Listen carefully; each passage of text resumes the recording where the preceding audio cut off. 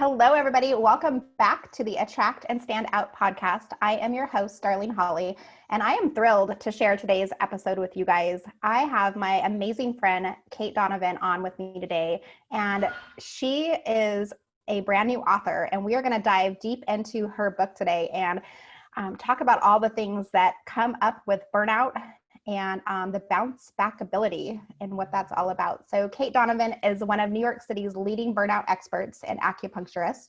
She's also the host of Fried, the Burnout Podcast. And now, like I just mentioned, the author of the book, The Bouncebackability Factor, which is going to help us end burnout, gain resilience, and change the world. Her master's degree in traditional Chinese medicine enables Cait to combine Eastern wisdom with her natural practicality. I can't say that word. Practicality. Thank you so much. After performing more than 25,000 acupuncture treatments, Cait has added one-to-one coaching, corporate workshops, and keynotes for companies such as PTC and Lululemon. I never feel like I say their name right. And she helps them focus on burnout in the workplace. So Cait, welcome to the show. I'm so glad to have you on today and to talk about this. It's so much fun always for me to talk to you. We've done podcast exchanges in the past and we did the summit together, and I just feel like we always have such a good flow. So I'm so grateful that you would create space for me again. And I know it's such a big deal to share your podcast and your space. So thank you so much for having me again. Yeah, no, this is such a great honor. As you mentioned, like you've been on my summit a couple of times. I've been on your podcast, and I'm just like thrilled for you that you have your own book that's just come out.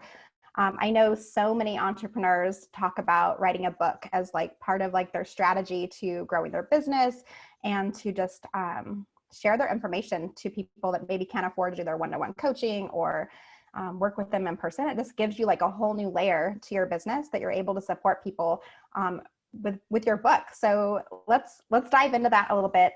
The book's name is Bouncebackability Factor. Tell me, let's start with that. Like, that's a super fun name. I love the name. How did you come up with it? So the Bouncebackability Factor, just the word bounce backable and bounce backability came up when I was doing my first podcast, which you can no longer find anywhere on the internet because it has officially been deleted everywhere. But that podcast was called What Would Cait Say? And it was named that because my patients in Prague used to say that they would rather wear a bracelet that said "What would Cait say?" on it rather than, the "What would Jesus do?" kind of thing, because whenever they had some sort of something going on in their lives and they would talk to each other, they would say, well, have you talked to Cait yet? What would Cait say? And so it became this sort of joke. So I made this really small podcast for my patients in Prague at the time. So we're talking, maybe 100, 150 people. Like, that was my entire audience. And I was just creating for them. But I did a guest episode with my best friend. And I said, I just feel like people don't realize their own level of bounce back ability. And we both went, oh, bounce back ability. Let's think about that. And so up until it took me 2 more years after that to write the book. And bounce back ability was not the title at first. I wasn't sure what the title would be. And I kept reading through the book and thinking something's missing. And I happened to listen to that old podcast episode because I was deleting the podcast off the internet. And I heard that word and I was like, holy shit, this has been the whole process for the past 2 years. Like, this is it. So I went back through the entire book and wove in the theory of bounce back ability. Up until that point, I thought I made this word up. I came to find out, like, through Amazon, maybe seriously about a month ago. The book has been written, it's been published, all these things. But I just found out that somebody else has also used that word in like has it too. 76. Yeah. So that's kind of funny. But I thought I made it up, even though I didn't. And to me, bounce back ability is a combination of 4 things. And 2 of them will be really familiar. And 2 of them, for me in my life, were a little uncomfortable. The first one is resilience. The second is trust. The third is grit. And the fourth is surrender. So these 4 components make up your ability to bounce back from no matter what happens. No matter what happens, your ability to bounce back, even when you're completely fried, crispy, burnt out. And it was really easy for me growing up in a low income town, city, really small city, where I really felt like I had to prove my worth and get out of, where I came from and all that kind of stuff. It was really easy for me to have the resilience and the grit. It was not so easy for me to have the trust and the surrender. It was really easy for me to overuse the resilience and the grit to the point of burnout and not rely on the trust and surrender that has become such a significant portion of my business as I grow. Yeah.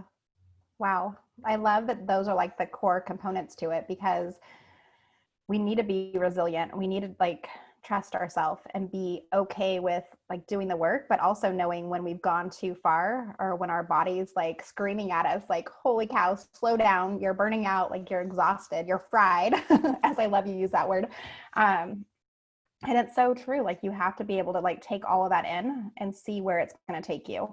One of the things that I love that you had in the book was that you talked about when you are burnt out, that it's okay to sit in the muck and to give yourself some time and some space when you first realize that you're burned out. Can you tell us a little bit more about like that sitting in the muck and what that looks like? Yes. And I love this theory so much. And I think it's really funny because I threw this into the book because it's something that I tell patients and clients every single day. It's like one of those things that I'm sick of hearing myself say, like I repeat it every damn day. And I threw it in there because I was like, well, I say this every day, it should be there. But to me, it was just like extra information. And when I had the advanced readers, which you were an advanced reader of the book, when I had the advanced readers send me back their comments and their feedback, it was like 75% of people were like, oh my God, this concept of sitting in the muck, it gave me so much permission. I feel so validated. I feel like I don't have to push myself. Like, thank you so much for this theory. And I was thinking that was like threw it in because, just for repetition's sake. Like, so people that have known me for a long time, when they read the book, they're like, oh yeah, I recognize that more than anything else. But sitting in the muck is this idea that you do not have to, at all, under any circumstances, force a silver lining or a positive thought when you feel like crap. Yes. It's as simple and as complicated as that, because right now there is so much information on Instagram and Facebook and LinkedIn even now, that if you just think positive, then you'll be able to fix it. If you shift your mindset, then you'll be able to change it. If you. And it has caused a huge amount of emotional repression because we think, oh, I had this thought, I had this feeling, but that's negative, so I'll get rid of it. And the thing is, my background in Chinese medicine taught me that there is no such thing as a negative emotion. No such thing. The only emotions that are negative are those that are ignored or repressed. As long as an emotion is transformed and expressed in some way, I'm not saying you have to scream at people every time you're angry. You could go for a run instead.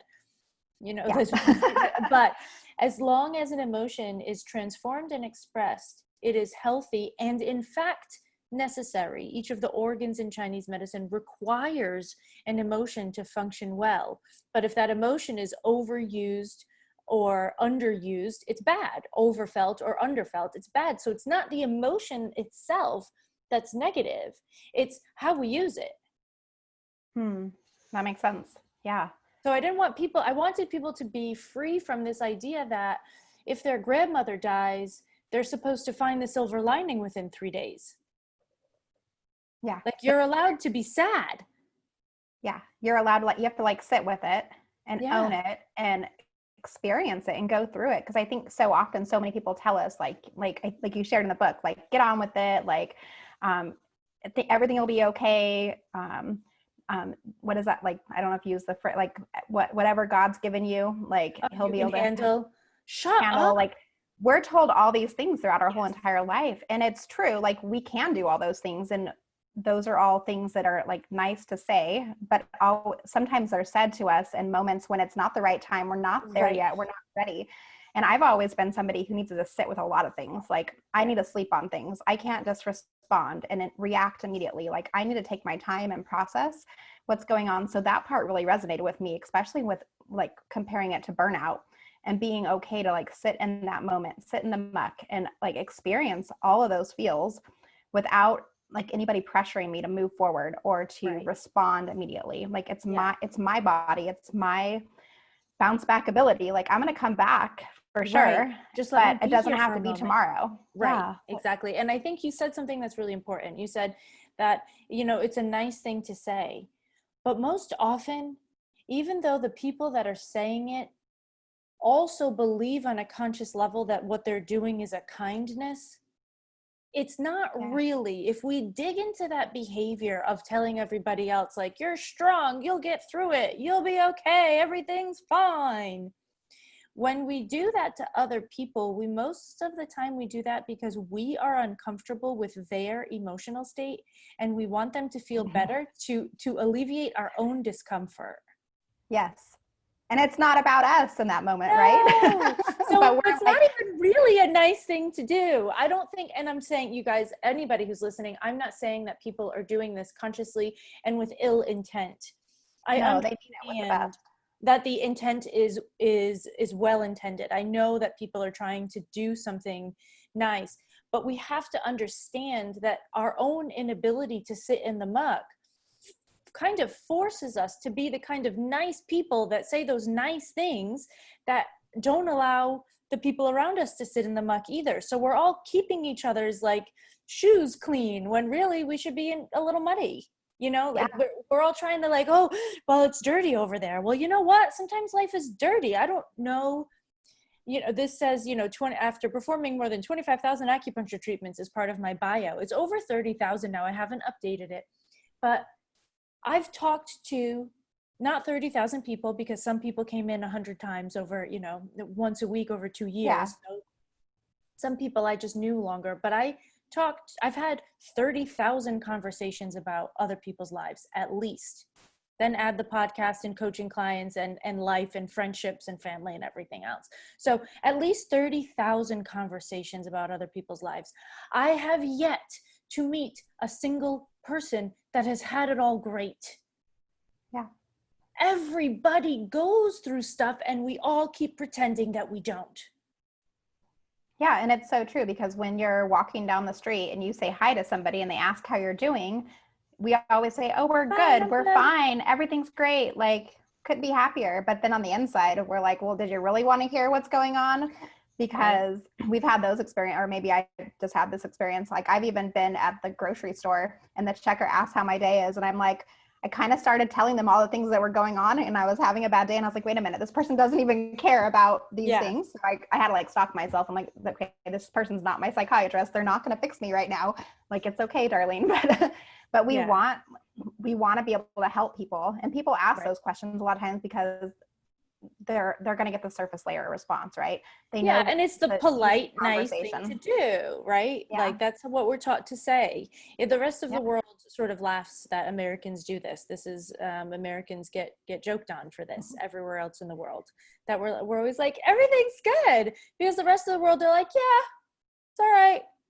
Like their typical response is more neutral than the typical American response. Yeah. Like they say things are fine, but they really mean like fine. Like it's not, they don't embellish it at all. And we love to embellish it. And I would love to encourage people to, because I think the other part of sitting in the muck that is not in the book, but that I think is important.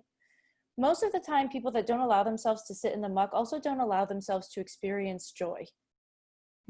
Yeah, I totally agree with that. Yeah. Right.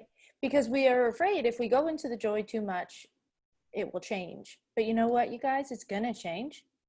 The joy will change because every emotion always changes. Nothing lasts. Emotions are not a static thing. They're a movable thing. So I would love for you, when you feel crappy, to allow yourself to feel crappy in order to create space for when you feel fantastic, that you can really be in that and say, wow, this is really great. Yeah. This is really magical. Let me just feel this while it's here, because I don't know how long this is going to last and I don't know what's coming next. But there's a lot of repressed joy, and that's a problem. Yeah. It made me think too, when you were saying that, like so often we don't give ourselves space to sit in the muck and we try to fix things really quickly. And then we go back to like that happy state or where we feel like things are okay, but we don't really enjoy that either. No. Like we're almost already on to like something else, like, oh, something else is happening, or, oh, we have 5 million things to do today. Like we need to do all the things. So I think it's important too, like to make sure you're sitting in that joyful spot, just as long as you're allowing yourself to sit in the muck and like accept what's come to you and be like, hold on to that and not feel like you have to already like be like ready for the next thing. Like just sit in both places and enjoy both of them for a little while and see what happens. Yeah, exactly. We're so busy. Like I feel like our world is so busy. Like we're just constantly go, go, go. Yeah. But I know like with the pandemic and everything that's happened, like so many of our lives have slowed down. So many of the things that we used to do, we don't do anymore. So I know for myself, like our schedules, like for the most part, it's pretty light. Like I don't have kids going to sports activities. I'm not going to networking events. We're not leaving the house for anything. Like we don't do much. So it's given us the ability to have more quality time and to really enjoy the things that we do. Yeah. What have we done with that time? We filled it with more stuff to do so that we feel productive and accomplished.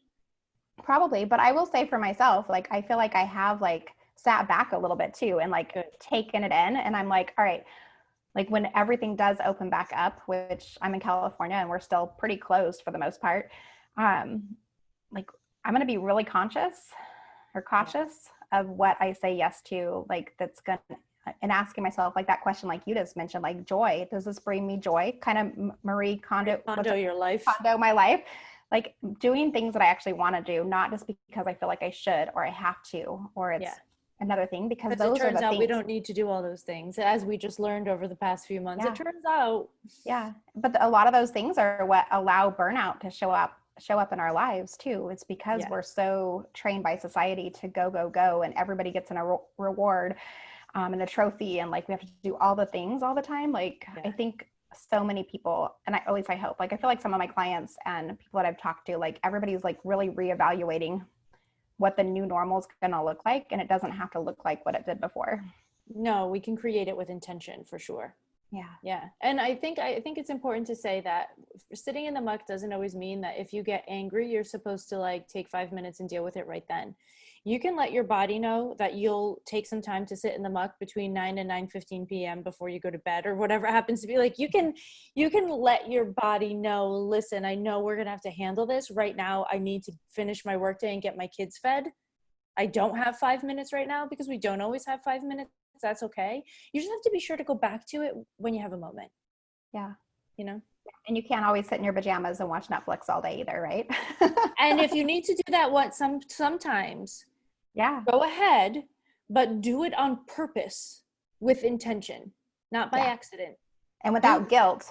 Yes, that you should be doing all the things that you're not doing at that time. Like do it, say like, I'm taking the afternoon off and I'm going to go curl up on the couch and read a book or watch Netflix or grab my kids and blow off work and school and go do something fun, like go to the beach or something. But exactly. I love that you say do it with purpose and intention. Yeah.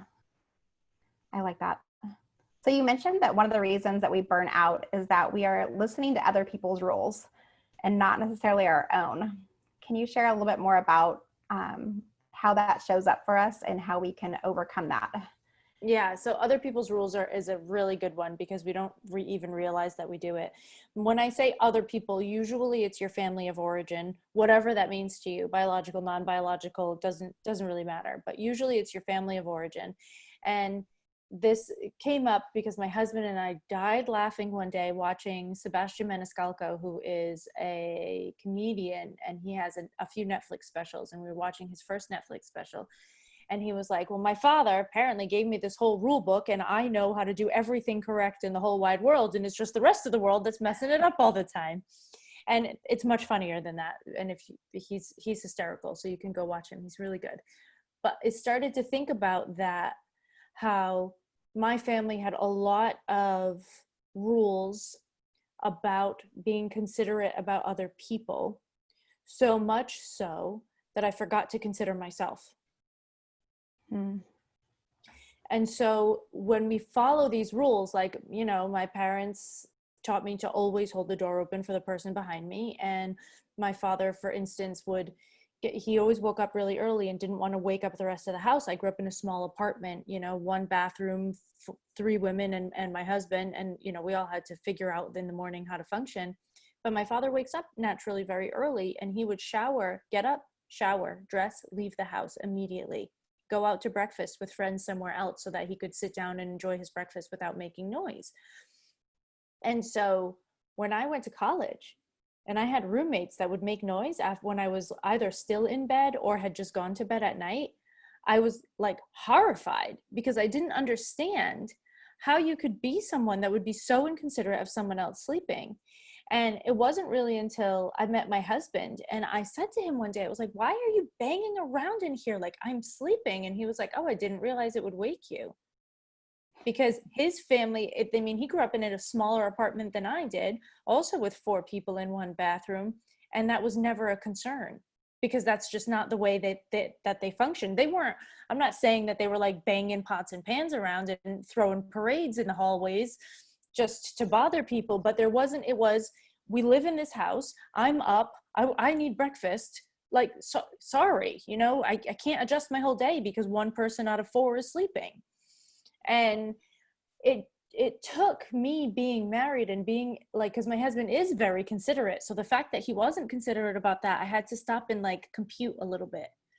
But there's so many of these rules that we follow that we don't realize whether or not the rules serve us.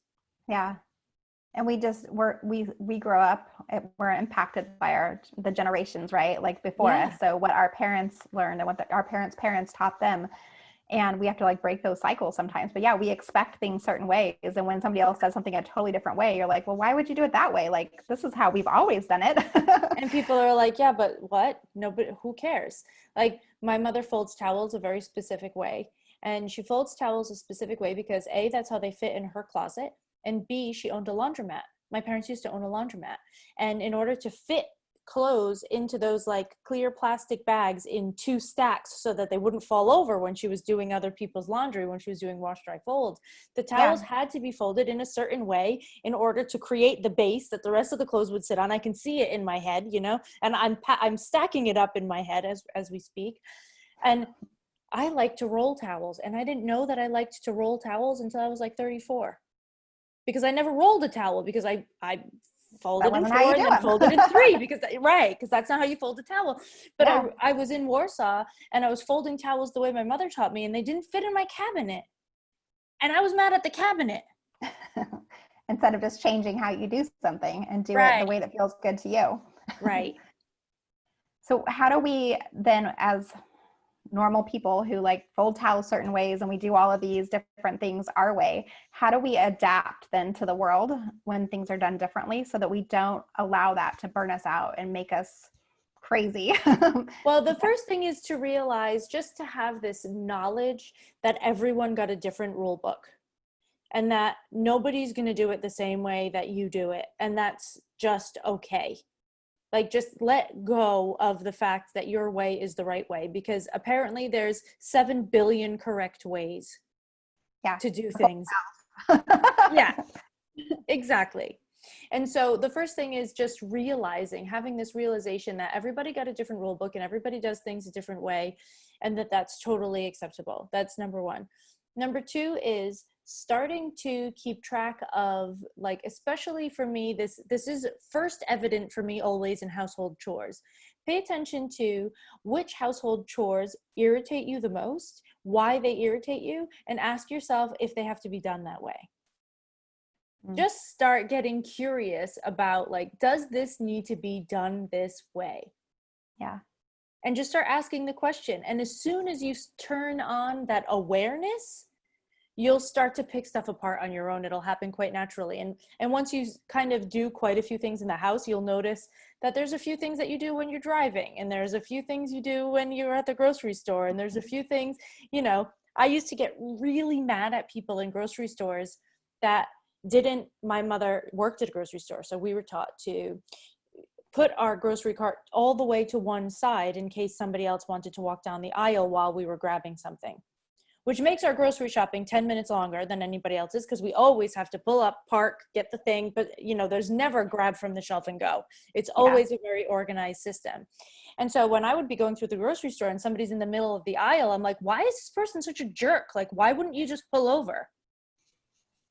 But really, all that person requires is an excuse me. Yeah.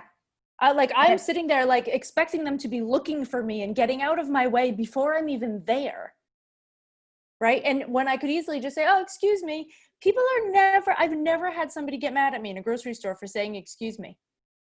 Yeah. But go ahead. Yeah. And we're holding on to that like tension, right? Like we're letting something so simple get us kind of like fiery. Yeah. And it doesn't have to be, and those are like all those little teeny things though are what build up to the burnout. It's not like it's and I know this is true for me, like big things don't usually bother me, but little things, like I'll get mad about the stupidest little things, like especially at home, like with my spouse and like those type things. Like I'm like, why am I mad about this? Like, it doesn't even matter in like the big scheme of life. And then big things, I'm like, totally roll it over my shoulder. It's okay. It's fine. Like, we'll get through this. We got this. But it's those little things that we hold on to. And I think that's like, it's like building blocks. Like, well, like you said, it's for the burnout.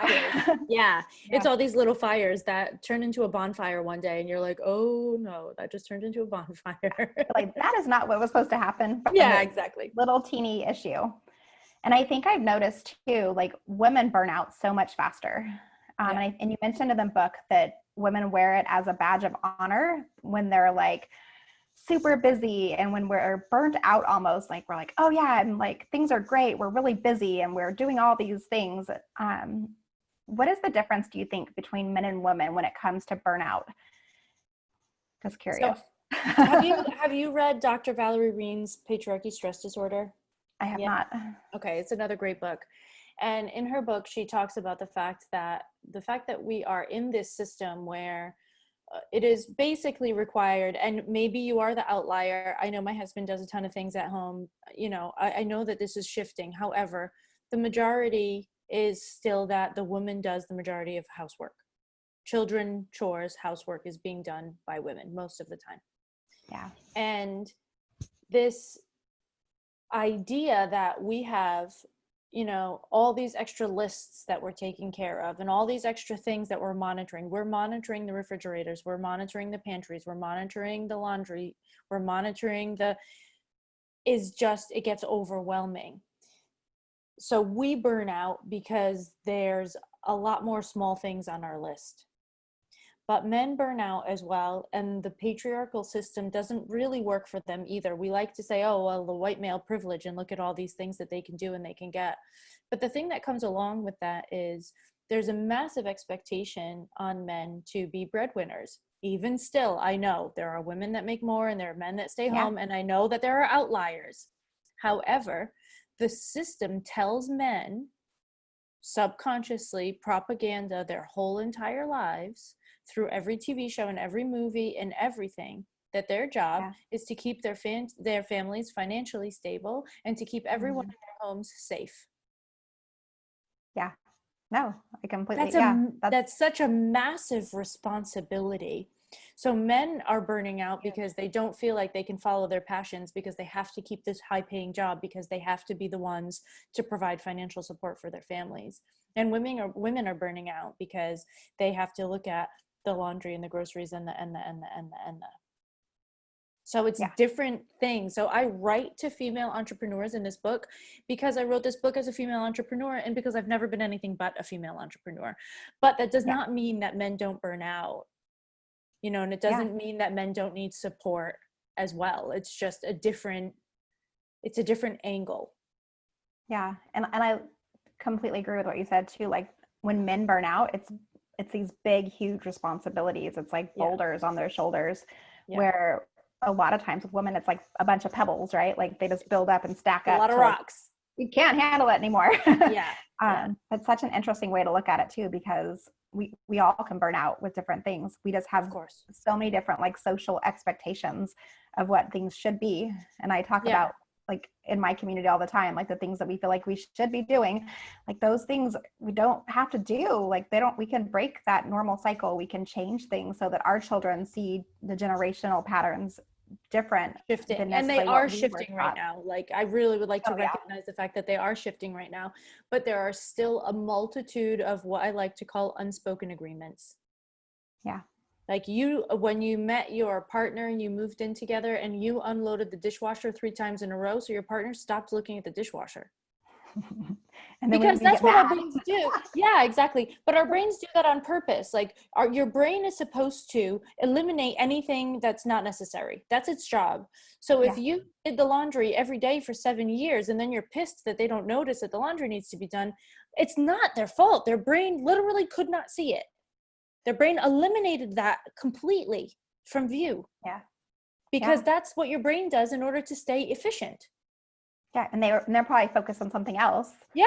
But we don't know that because we're too like, but you didn't do this. Exactly. So the only way to break through unspoken agreements is to speak them out loud. Yes. Yeah. And I think that open communication line would solve so many problems. Too many of us. If we can learn to do it without being passive aggressive. Yes. And just speak from the heart and not feel like we're like telling them. Well, didn't you notice that the dishes needed to be taken out?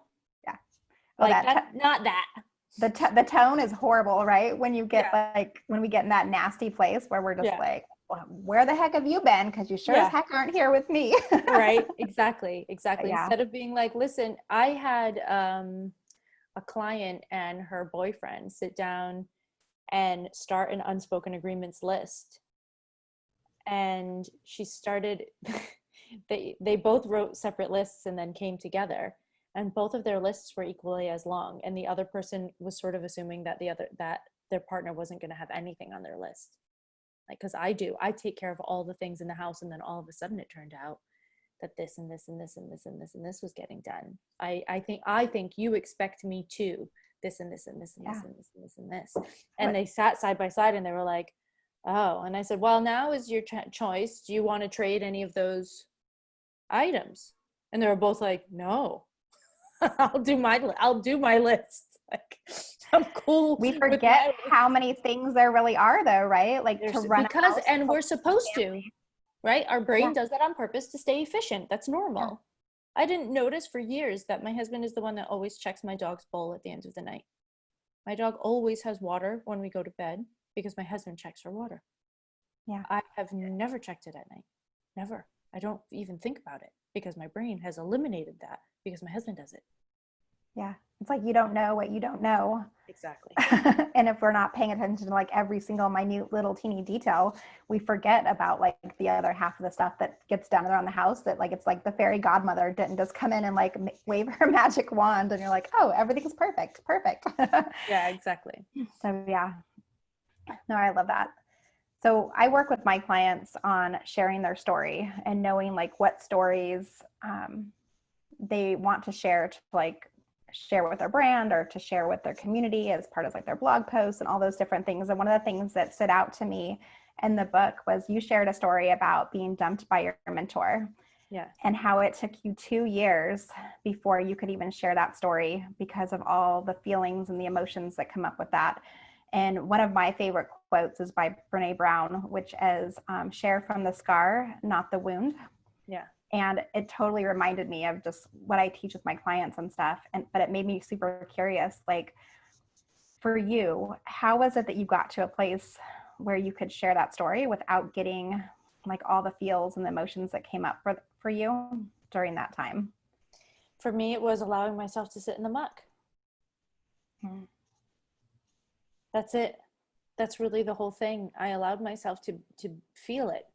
And when I told the story, I told the story a few times over the course of years because, you know, I have a lot of colleagues in the same profession and they would come across and say, oh, you know, I thought you and so were really close. And I'd say, well, there's a backstory. And I would hear myself and I would feel what came up and I would have to go at the end of the day and sort of sift through it a little bit. And so I did that over and not every day. You know, I didn't tell this story constantly. I told it maybe 2 or 3 times a year, but you tell it and you're like, wow, I still feel angry when I say that. Okay. Yeah. Is there another layer I can let go of? And I did rituals, I wrote forgiveness letters and releasing letters, and I did meditations of like cord cuttings, and I did all sorts of different rituals to help me through it, but I didn't rush it. And it really did take 2 years. So that's why I feel like, when people are like, yeah, but that relationship, even if it's this was obviously not a romantic relationship, but if this romantic relationship ended 5 years ago, like I shouldn't be sad anymore. I'm like, there's no timeline that's supposed to work for everybody. I knew this person for just a couple of years and they were a teacher to me. So it shouldn't, technically on the outside, shouldn't have been so severe, but it was.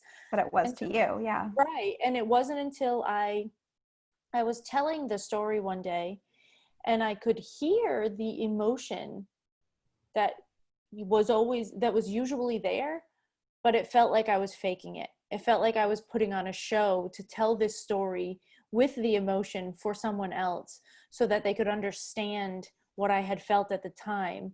And I realized at that moment that I didn't actually feel that anymore. But oftentimes we don't realize that when we get to that point, we're allowed to still tell the story without the emotional addition. So we hold on to the emotions in order to be able to be righteous in our emotional reactions and to share that with people in a powerful way, instead of being like, wow, this is something that happened to me. This was how I felt about it. And now it's over. Yeah. Yeah. I've always defined that time in between when you're in the story is like, that like the waiting time where you're in the waiting room and you're not quite ready to share yet, or you still get emotional, or your stomach gets like super nervous and upset, like, and you don't want to offend somebody or say something that's going to hurt somebody else.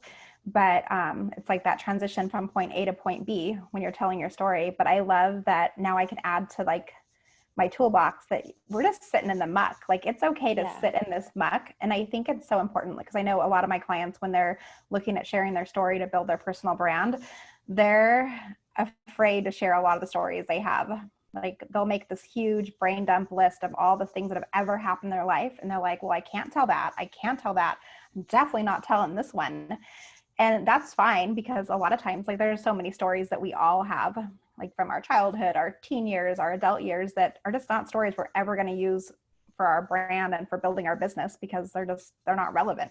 Yeah. But the ones that are relevant, when you're ready, you'll know it and you'll be able to tell that. So I love that it took you 2 years to like get to a point where you could like really feel like, oh, I'm actually ready to share this, without like feeling all the things that were coming up for you during that. I think it's so important, and it shows so much of who we are as people and how we grow. Sometimes it's 2 weeks or 2 days or 2 months, 2 years. Sometimes it's 20 years before, like when I talk about losing my mom a lot on podcasts and different things like that. And I couldn't do that for a long time. And still there's certain days where I can only tell like this much of the story, because I'm listening to my body and I'm feeling into it. And I can tell this much, where other days, like I'll go really deep in a conversation. I'm like, holy crap. Like, I can't believe I was okay sharing that much today. Like I felt really good sharing that and like remembering some of those things. So I think it's important that we do allow ourselves to sit in the muck, and like that we pay attention to like what we're feeling. Yeah. And what you just said is really, really, really important, because it is a testament to the power of the person that you're sharing space with. Yeah. Right? Because people can create space that feels safe for you, and people can create space that feels less safe for you. So in those moments, sometimes your body is a little bit stronger, but sometimes it's just that the other person is safe and your body feels that. And that's an important distinction, I think, to make. I like that you said that. Yeah. And it's true, because there's certain people where you're like, your guard might be up and you're like, this is a story for another day or another person, not for today. Yeah, where there's other times where you can just build those connections and feel so connected to somebody that like you'll share so much more than you would with somebody else. So exactly. Yeah. Cait, this is so fun. I could legitimately talk to you about burnout all day long, because we have a whole podcast episode about mine, which people should go and listen to over on the Fried podcast. But as we kind of wrap things up, if you could like summarize what you really want people to take away from the book, what's like that short little thing that you would say to people that they would walk away with so that they can make an impact in their life and have more joy? Burnout is not your fault. You are bounce backable. Burnout is not your fault. You are bounce backable. Burnout is not your fault. You are bounce backable over and over and over and over again. I really want people to take away most from this book the statement that burnout is just not your fault. It's a series of habits and choices and cultures and a million other things that is your responsibility to deal with, unfortunately, because that's what happens. But you didn't do this to yourself. You didn't manifest it. You didn't create it. It happened, and now it's time to move on. So good. So it is not your fault. If you're listening to this, make sure you remember that. Words to Live by Cait. And yeah, so people need to get this book. Where do they find the book? When is it released? This episode's going to be going live within the next couple of weeks. So tell us where they can find you to get their hands on it and make sure they take back their life and have no more burnout, or at least they know how to handle it. So I have learned that when you search Bouncebackability in Amazon now, there's only a couple of options, and mine is popping up on top. So Yay. As of September 14th, you can order the paperback or you can order the Kindle, and it will be fully available at that time. So you just the Bouncebackability Factor, Cait Donovan, and it should pop up on Amazon. So that would be really easy to find. And I am having a lot of really good conversations around the book on Instagram. And in the back of the book, once you buy it, there is a link to a Facebook group in case you feel like you need some support and some community around feeling bounce backable and feeling empowered. Yes, I love that you have a community to bring people together, because I'm sure there's going to be a lot of talk and people wanting to talk through some of the things that have come up for them as they go through the book. And I know you have so many exercises in the book as well that people will be able to like implement things right away to start to take away some of that stress and overwhelm and burnout, and move forward through that. And I know you have a free gift for everybody as well. Can you tell everybody what that is? Yes, there is a freebie that I created called Living Your Core Values, and it is actually the first exercise from the book. And we put it in a PDF form so that you can download and fill it out. And living your core values is just this exercise that kind of helps you break down other people's rules that we were talking about before. If you figure out what your true values are, you can really easily create a priority system and create rules to live by for yourself that are really in alignment with who you are and what you need. So that's at caitdonovan.com/freebie-values, I think. That'll be in the show notes. I don't even know. It'll be in the show notes for sure. Yeah, down below if to grab that. And in September, I'm doing a fun giveaway with the podcast where when you leave a review of your authentic opinion of Attract and Stand Out, the podcast, you will also be entered into a raffle to win a few of my favorite things. And one of those items is going to be Cait's book, The Bouncebackability Factor. So make sure you leave a review, preferably on Apple or iTunes or wherever you listen to your podcast episodes. Those ratings help so much with getting me seen in front of other people who have not found the show yet. So help me get noticed and get more people to learn stories of entrepreneurs on the journey to create a business and life of freedom for themselves. Cait, thank you so much for being on. It was such a fun conversation. And I know just from reading the book myself that I'm already starting to notice that I'm implementing some of these techniques and tools that you have in the book. So I know so many women, female entrepreneurs, men, whoever grabs the book, like they're going to be able to implement things right away and start taking some of their life back and stop having so much of their life in that like place where they're feeling exhausted and burnt out, and they're going to be able to make changes to really increase their lives and their families. But I'm crossing my fingers back here because I really hope for that. I really wanted my work to be available to thousands and thousands of people because I feel like there's some things in there that will really just make things easier for people. So I'm crossing my fingers and my toes and my legs and my eyes and all the things. So thank you for saying that. I'm so excited. Thank you again for having me. It's such a joy always to talk to you. Yes, you too, Cait. Thank you.